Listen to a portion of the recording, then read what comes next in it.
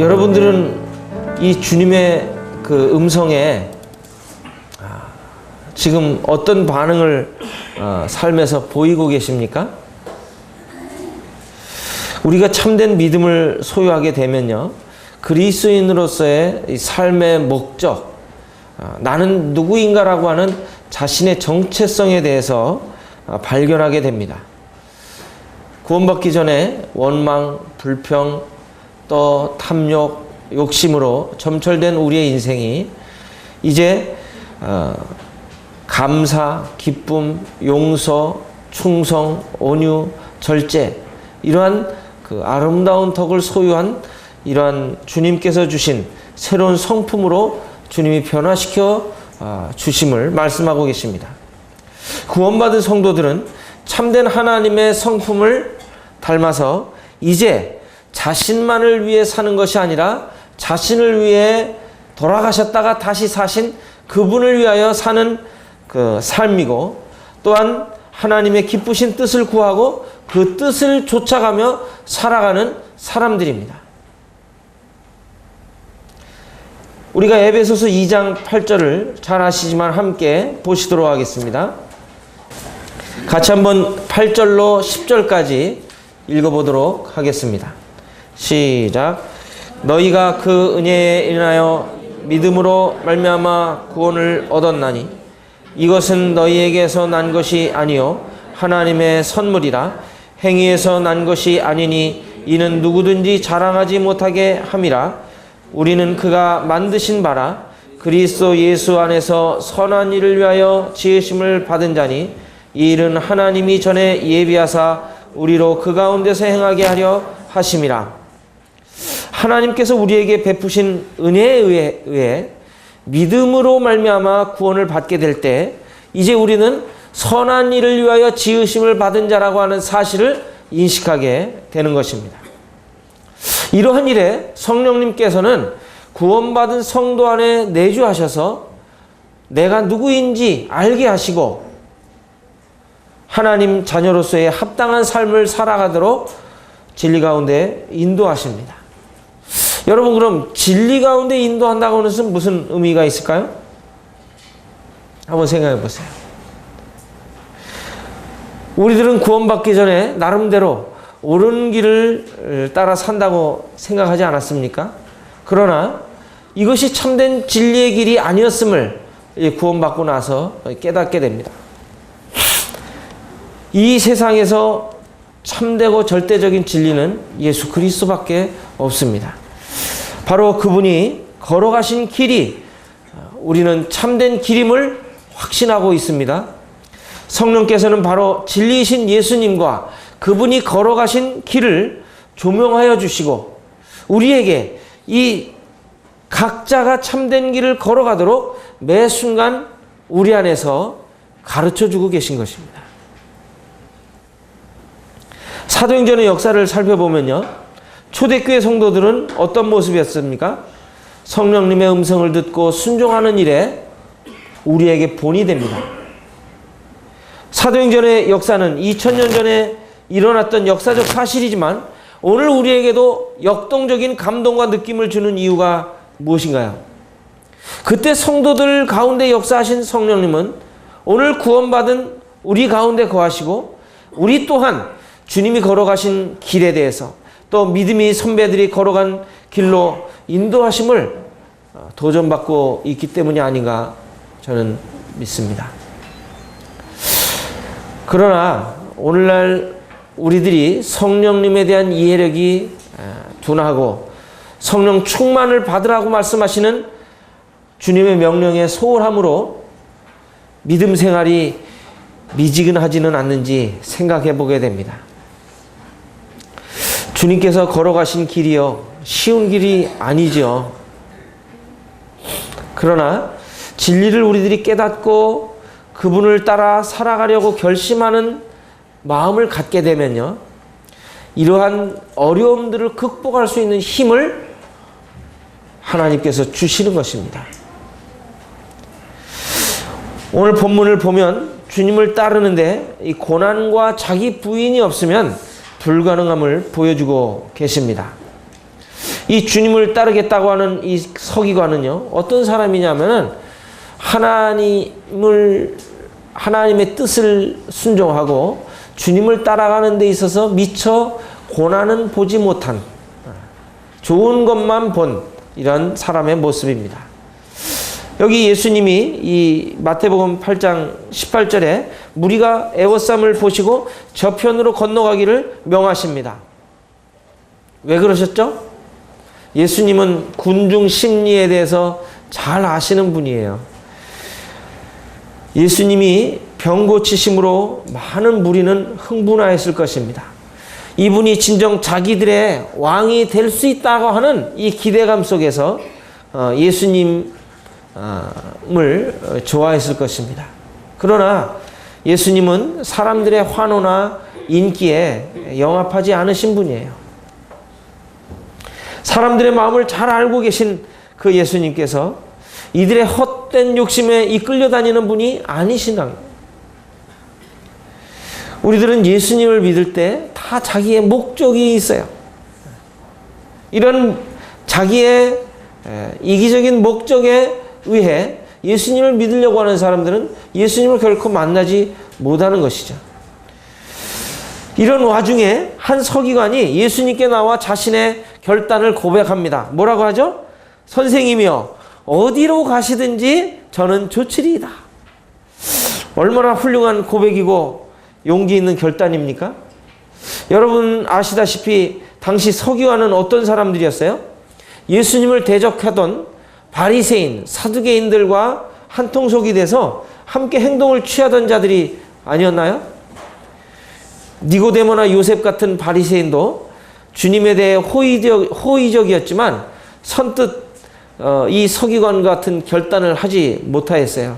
왜냐하면 예수님의 가르침에 대해 거부하던 이들은 예수님을 그리스도라 시인하는 자는 출교하기로 결의까지 하는데 이르렀던 모습을 저희들이 요한복음 9장을 보면 알 수가 있습니다. 서기관의 결단에 대해서 그러나 예수님 어떤 대답을 하시죠? 잘하였다 이렇게 칭찬하지 않으셨어요. 칭찬도 거부도 안 하셨지만 예수님은 이런 말씀하세요. 여기 보시면 여우도 굴이 있고 공중의 새도 거처가 있으니 오직 인자는 머리 둘 곳이 없다고 말씀하셨습니다. 이 말씀은 무슨 말씀입니까? 마치 막 불이 붙으려고 하는데 물을 끼얹는 식의 대답이셨어요. 복음서를 읽어가다 보면 예수님의 대답이요, 인정이 없는 듯 보일 때가 종종 나타납니다. 수르보니게 여인이 귀신 들린 자신의 딸을 살려달라고 주님께 요청할 때 주님이 허락하셨어요? 거절하셨어요. 우리나라 사람들은요, 정이 많은 사람들이라 이런 주님의 말씀에 익숙지 않을 수 있습니다. 우리 시중에 판매되는 그 파이 상자에도 정이라고 새겨놓지 않습니까? 그만큼 정에 대해서, 이 정문화에 대해서 상당히 익숙하고 또 친숙한 의미를 우리가 가지고 있습니다. 그러나 이 정문화에 성경을 맞출 것이 아니라 성경의 정문화를 비추어 보아가지고 잘못된 것들은 고쳐야죠. 주님의 제자였던 베드로의 감정적인 만용을 한번 보십시오. 예수님이 고난과 죽음에 대해서 예언했을 때 베드로는 뭐라고 그랬어요? 주여 그리 마옵소서. 정말 용기 있는 것처럼 또 주님을 사랑하는 것처럼 주님을 자신이 보호하려고 이런 고백을 합니다. 그런데 주님 뭐라고 말씀하세요? 주님의 이 말씀은 이 베드로의 발언에 대해서 매몰차게 책망하고 계신 것을 봅니다. 마태복음 16장 23절에 보면 사탄아 내 뒤로 물러가라. 너는 나를 넘어지게 하는 자로다. 네가 하나님의 일을 생각지 아니하고 도리어 사람의 일을 생각하는도다. 이게 주님의 응답이셨어요. 여러분 그리스도 예수의 사람들은 십자가에 못 박아야 될 게 뭐가 있다고 말씀하시죠? 갈라디아서에 정과 욕심을 못 박아야 할 것을 말씀하십니다. 우리들이 주님을 믿으면서도요, 이 정적인 이러한 사고, 이것들이 이 주님을 따라가는 데 있어서 얼마나 방해가 되는지 우리가 깨달아야 할 것입니다. 주님을 따르기 위해서는 자기의 감정과 입신양명의 헛된 야망을 버리고 주님과 함께 고난받을 것을 각오해야 할 것을 오늘 본문은 말씀해 주시고 있는 것입니다.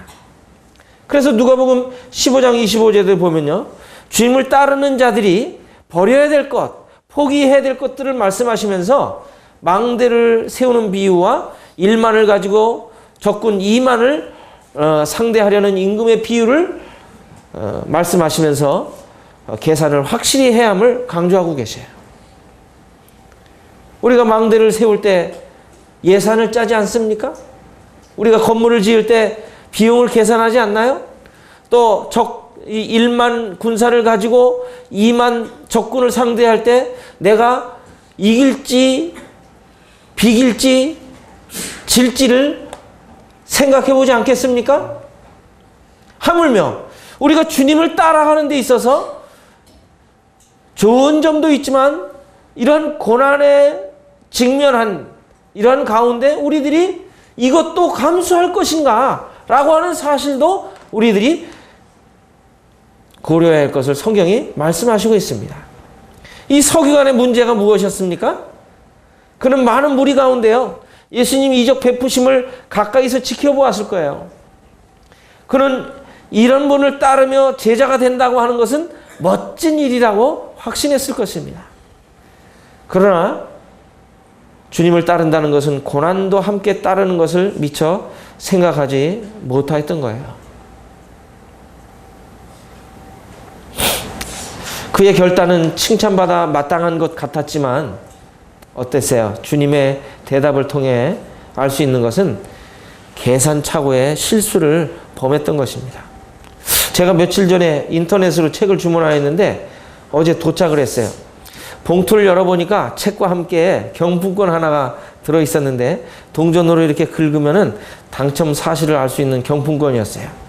상품 이 내역을 보니까 1등이 40인치 파브 TV, 또 2등은 스마트폰, 3등은 제주도 2박 3일 여행권이었어요. 저희 아내가 여행하고 싶다고 며칠 전부터 종종 이야기를 했는데, 야, 이 3등이라도 되면 좋겠다 하고 이제 혹시나 하는 기대를 가지고 동전으로 긁어봤더니요, 거기 뭐라고 써 있는지 아세요? 당첨되었습니다 나왔어요. 실제예요. 네. 근데 거기 이제 당첨되었습니다 그러고 이제 그 안에 밑에 이제 번호가 있었는데, 기호와 번호가 있어서 그거를 이제 인터넷 들어가서 이제 입력을 하면 몇 등인지 이제 알려준대요. 그래서 이제 제가 입력을 해보니까 제주도 호텔에서 2박 3일 묵을 수 있는 그 티켓과 48시간 무료로 이용하는 그 자가용 한 대를 무료로 제공한다는 이러한 내용이었어요. 이야, 대박이다. 그리고 이제 이렇게 그 글을 자세히 읽어보는데 그 밑에 뭐냐면은 그 항공요금은 별도 계산입니다. 이렇게 나와 있는 거예요. 계산 착오죠. 배보다 배꼽이 더 큰 거예요. 허허 웃으면서 경품권을 후지통에 넣어버렸는데, 이 서기관은요, 자기가 예수님을 따라가면은 입신양명을 출세할 것에 대한 이 기대감을 가지고 있었던 거예요. 이 어디든지 간다고 하는 이 헛된 이상 속에 사로잡혀서 성급히 결론을 내린 거예요. 그 주님을 따름에 있어서 우리는 우리 감정과 어떤 헛된 야망으로 판단해서는 나도 실족하고 내 주변에 있는 사람도 실망하게 만듭니다. 우리들이 교회 생활 속에서도요, 나타나 보이는 이런 직분들을 사모할 수 있어요. 사람들에게 보이지 않는 일보다 보이는 일을 더 집착할 수 있어요. 또 인기가 별로 없는 일보다 인기가 있어 보이는 좋은 직분에 관심을 가질 수가 있습니다. 고린도 교회의 모습의 성도들의 모습도 그랬고, 또 제자들의 상태도 그랬어요. 여러분, 고린도 교회의 모습을 보면 방언, 신유, 능력 행함, 이런 은사들이 멋지게 보였을 거예요. 하나님의 능력을 실제 경험하고 사람들의 이목을 집중시키는 은사들이기 때문이었어요. 또한 제자들도 야고보 형제가 하늘나라에 가면 주님 좌우편에 앉게 해달라고 하는 요청을 했을 때 나머지 제자들은 어땠어요? 자기들의 숨겨져 있던 그 자신들의 야망이 무너진다고 하는 생각 때문에 분노하였잖아요. 옛날부터 왕의 옆자리는 누가 앉았죠? 제2인자가 앉기 마련입니다.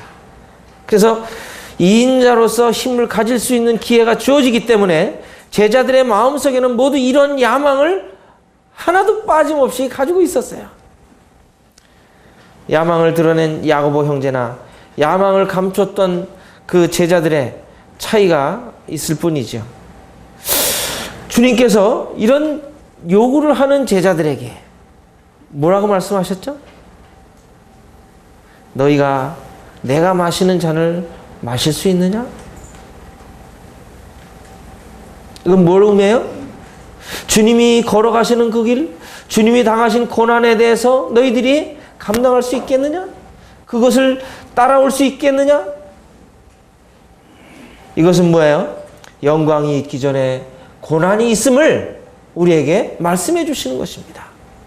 우리들은 오늘날 스타를 꿈꿉니다.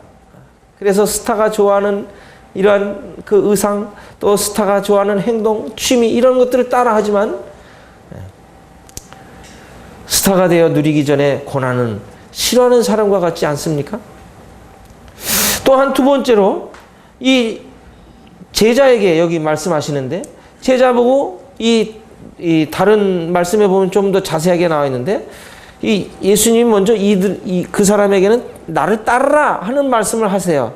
근데 여기 이 마태복음 8장에는 그게 나타나지 않는데, 이 사람은 어떤 사람이었어요? 현실의 삶에 매여서 그 주님의 길을 따라가는데 이 주저하는 사람의 모습이었어요. 이 사람은 주님의 이 나를 따라오라고 하는 그 명령에 뭐라고 대답하고 있습니까? 여기 마태복음 8장 본문을 다시 와서 보시면 뭐라고 말씀하시죠? 주여, 나로 먼저 가서 내 부친을 장사하게 허락하옵소서, 이렇게 이야기를 하고 있어요. 이 요청에 예수님은 역시 매정한 듯한 답을 주십니다. 죽은 자들로 저희 죽은 자들을 장사하게 하고 너는 나를 좇으라. 이 사람은 현실의 삶에 매여 우선순위를 놓치는 사람의 모습입니다. 여기 우리 누가복음 9장을 보시겠습니다. 누가복음 9장 57절로 62절을 보게 되면 이 사건에 대해서 조금 더 자세하게 우리에게 설명해 주고 계십니다.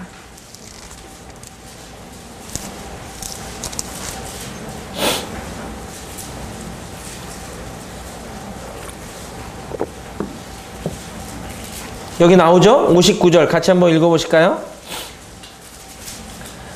59절, 9장 59절 시작. 또 다른 사람에게 나를 따르라 하시니 그가 이르되 나로 먼저 가서 내 아버지 집을 장사하게 허락하옵소서. 여러분, 주님 따르라고 말씀하셨어요. 그런데 이 사람은 뭐라고 말씀하세요? 뭐라고 말하나요? 나로 먼저 가서 내 아버지를 장사하게 허락하옵소서. 제가 구원받고요, 이 말씀을 읽을 때 이해가 되지 않았어요. 아버지가 돌아가셨는데 장사 지내는 것조차 허락하지 않으시는지에 대한 의문이 들었어요. 이 말씀도 다른 데 보면은, 이 디모데전서에 보면 가족을 돌아보지 않은 자는 어떤 사람이라고 그랬죠? 믿음을 배반한 자요, 불신자보다 더 악한 자라고 말씀하셨는데, 이 말씀과 비교해 볼 때 주님께서 그 제자에게 말씀하시는 것은 다른 이유가 있다고 하는 것을 우리들이 이해해야 됩니다. 이 말씀은 서로 충돌하지 않거든요. 제가 나중에 이스라엘의 풍습에 관한 책을 보면서 이 해답을 얻게 되었어요. 유대의 풍습은 현재 부모님이 돌아가시지 않았음에도 불구하고 다른 일에 대한 어떤 요청이 들어올 때요, 핑계로 이와 같은 대답을 하는 경우들이 종종 있었습니다. 습관처럼. 그의 대답의 진위를 살펴보면요, 현재 아버지가 돌아가신 게 아니에요. 돌아가신 후에, 장사 지낸 후에 주님을 따르겠다고 하는 사실이에요. 그의 이러한 요청은요, 매우 합리적인 것처럼 보입니다. 왜냐하면 자식된 자로서 부모의 장례에 참여하는 것 당연한 일이기 때문이죠. 그러나 그러한 이 주님에게 이러한 요청을 한 이면에는요, 할 수만 있으면 예수님을 따르는데 겪게 될 이 고난을 피하고 싶은 이 제자의 마음을 엿볼 수가 있는 것입니다. 우리들도 주님을 따라가는 데 있어서 가급적 뭔가 자꾸 핑계대고 또 변명하고 이러면서 요리조리 피하는 삶을 살고 있지 않습니까? 주님 뭐라고 말씀하세요? 죽은 자들로 저희 죽은 자를 장사하게 하고 너는 나를 좇으라고 강건적으로 명령하고 계십니다.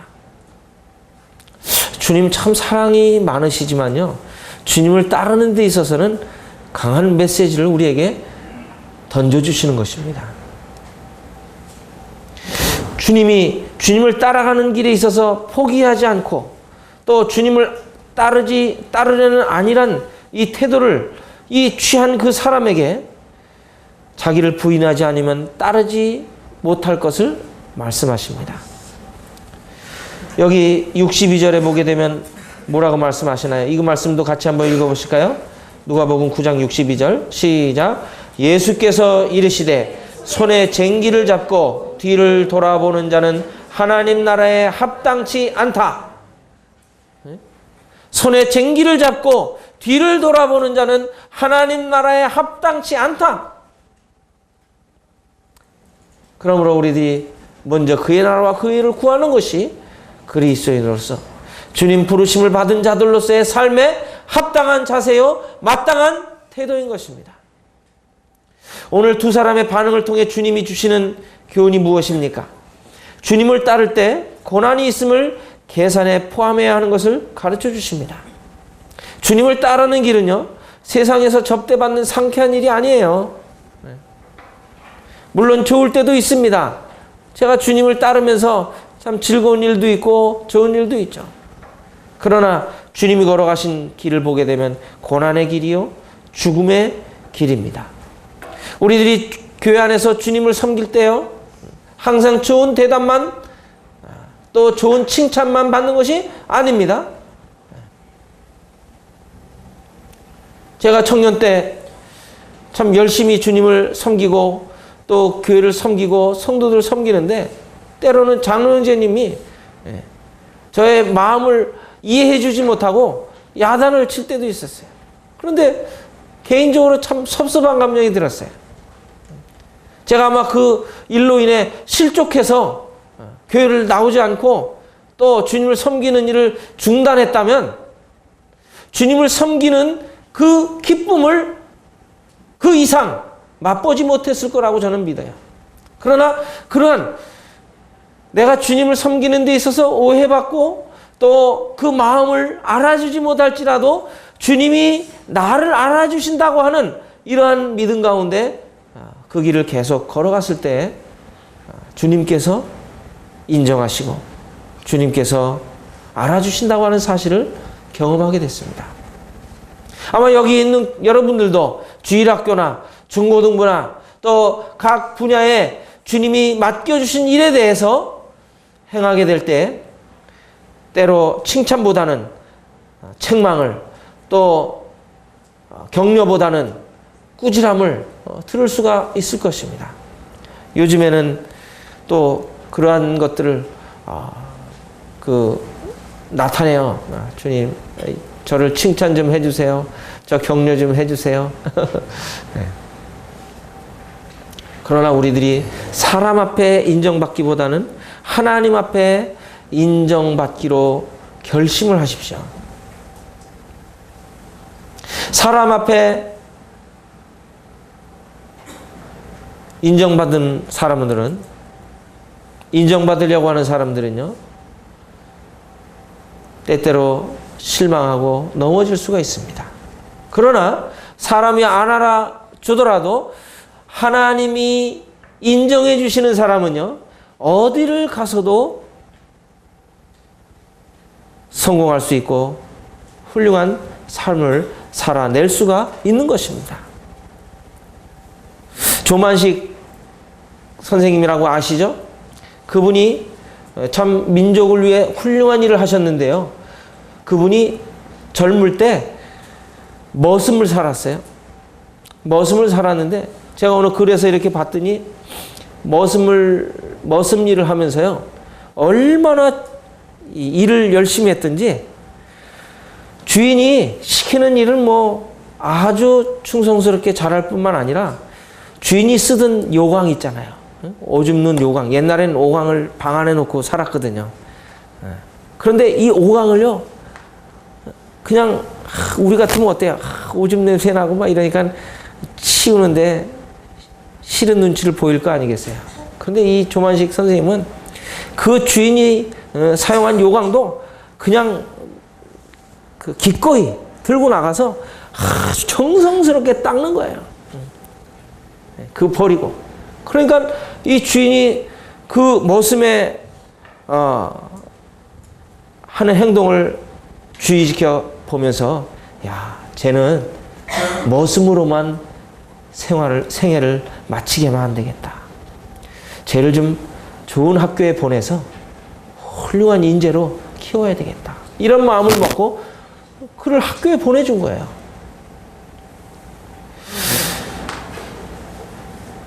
참 우리들이 이 주님의 말씀을 보면요.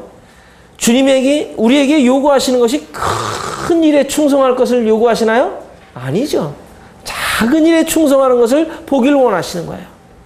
작은 일에 충성할 때 주님은 큰 일도 맡기실 수가 있는 거예요.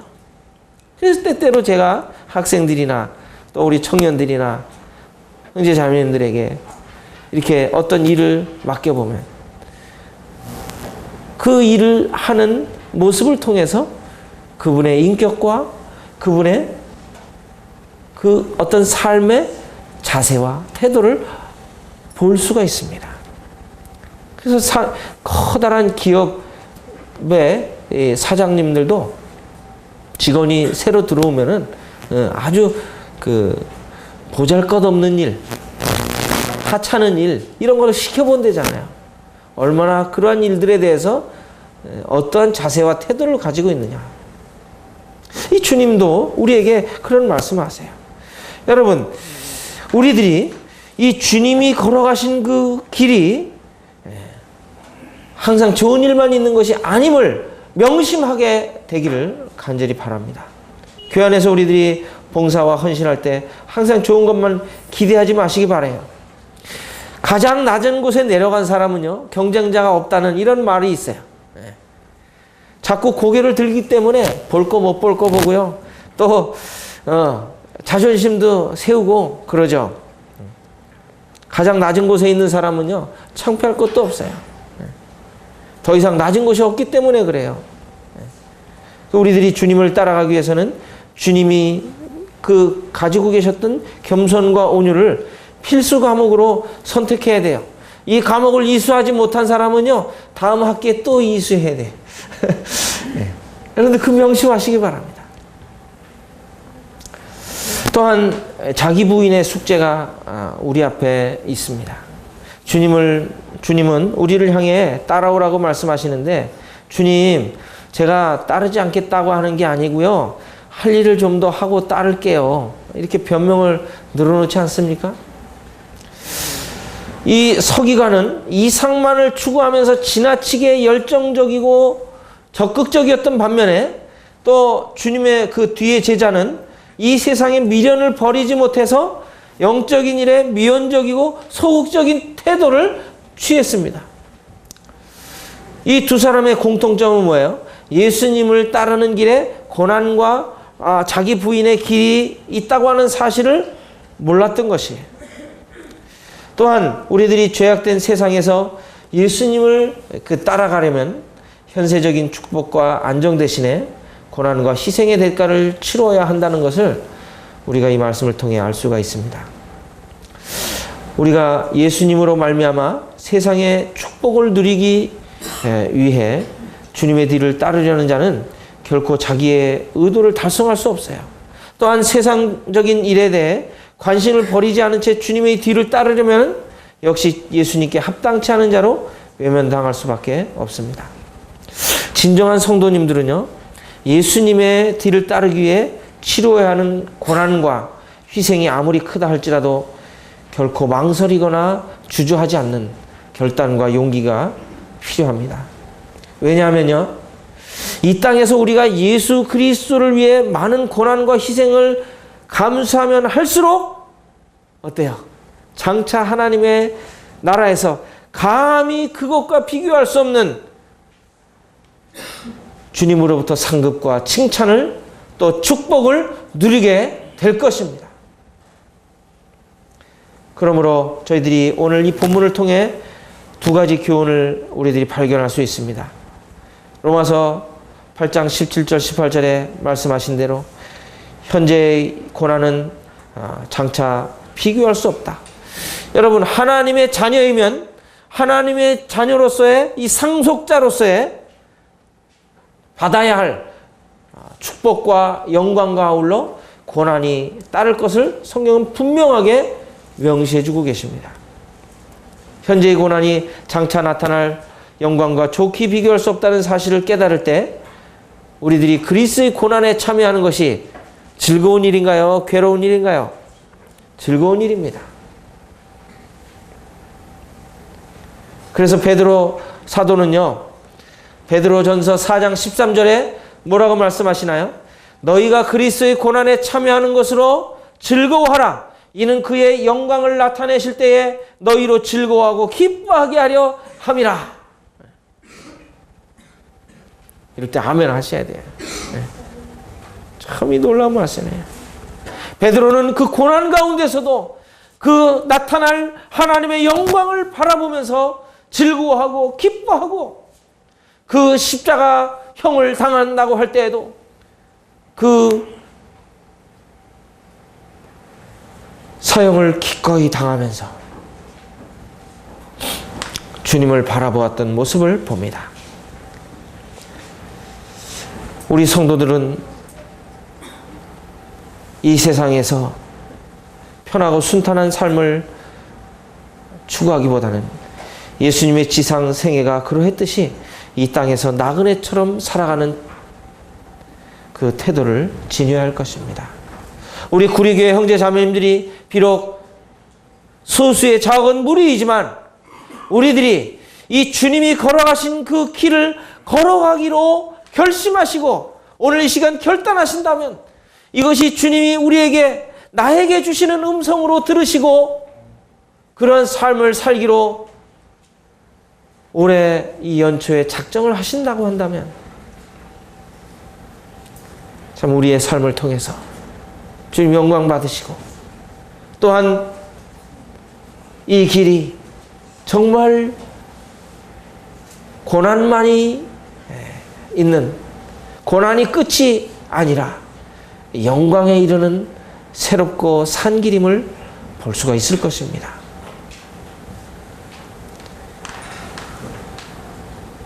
또한 두 번째로 예수 그리스도는 성도들에게 있어서요, 심지어 부모 형제보다 더 사랑해야 할 대상입니다.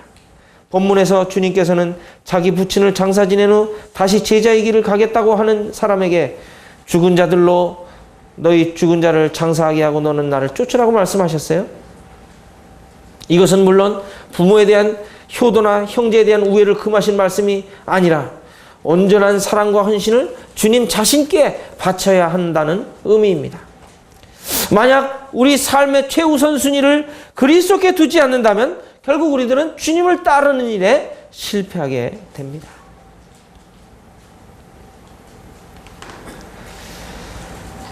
주님께 귀한 것 드려라고 하는 찬송이 있죠. 우리 575장인데 한번 보시겠습니다.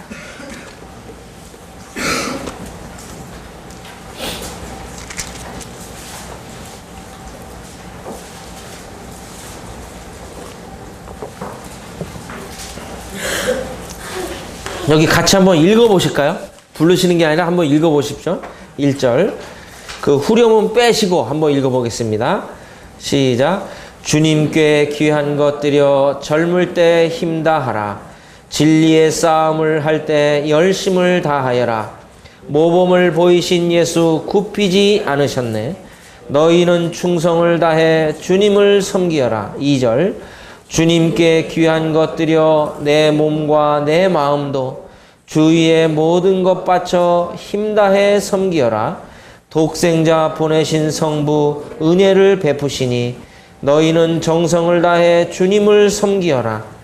3절 우리의 귀한 것 모두 주님께 바치어도 그 귀한 생명을 주신 주 은혜 못 갚겠네. 하늘의 영광을 버려 우리를 구했으니 너희는 마음을 다해 주님을 섬기어라. 주님께 귀한 것들이여 젊을 때 힘다하라. 구원의 갑주를 입고 끝까지 싸워라. 여러분, 헌신하는 것도요, 시간이 있고 때가 있습니다. 여러분, 재물이 많아도요, 헌신할 때가 있습니다. 여러분, 시간이 많은 것 같아도요, 드려야 할 시간이 있습니다. 젊을 때 드리는 시간과 늙을 때 드리는 시간과 가치가 다릅니다.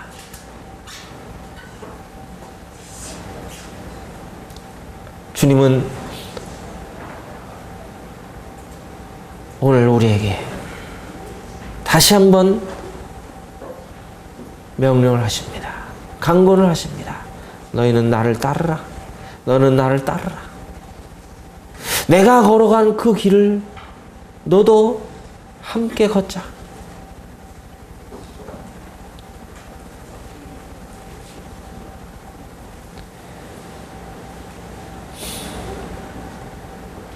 서기관 같이 그 뒤에 그 제자와 같이 주님을 따르는데 잘못된 자기의 이상과 또 자신의 어떤 안위를 위해 회피하는 이런 삶이 아니라 주님의 말씀에 순종해서 주님의 뜻에 합당한 그러한 하나님의 자녀로서